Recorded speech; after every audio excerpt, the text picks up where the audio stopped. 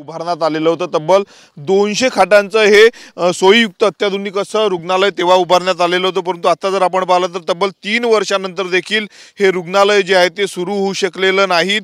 मनुष्यबळ असेल किंवा मग इतर कारणास्तव जे आहेत ते हे रुग्णालय जे आहे ते धूळखात पडलेलं आपण या ठिकाणी बघू शकतो। कोट्यावधी रुपये खर्च करून महाविकास आघाडी सरकारमध्ये हे रुग्णालय उभारण्यात आलेलं होतं। विविध कंपनीच्या सीआरएस फंडमधून जे आहे ते या रुग्णालयाची निर्मिती झालेली होती, परंतु आपण जर पाहिलं तर प्रशासनाच्या अलगर्जीपणामुळे जे आहे ते हे रुग्णालय अजूनही सुरू झालं नाही। दुसरीकडे जर आपण पाहिलं तर इरविन असेल जिल्हा सामान्य रुग्णालय आहे, सुपर स्पेशालिटी रुग्णालय आहेत।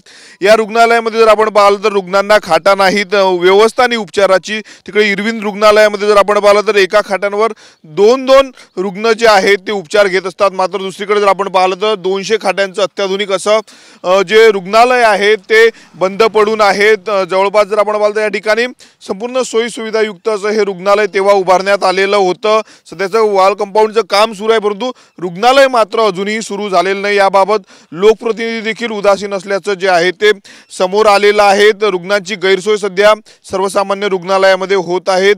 एका बेडवर 2 रुग्ण उपचार घेत असताना दुसरीकडे मात्र 200 खाटांचं सुसज्ज असं रुग्णालय मात्र पांढरा हत्ती बनलेलं आहे।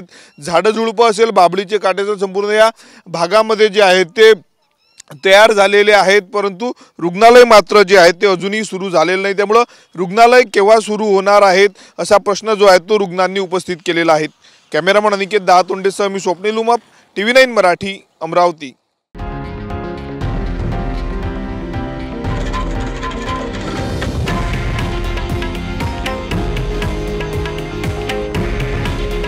हे आहे देशातील नंबर 1 न्यूज नेटवर्क आणि आपण पाहत आहात TV9 मराठी।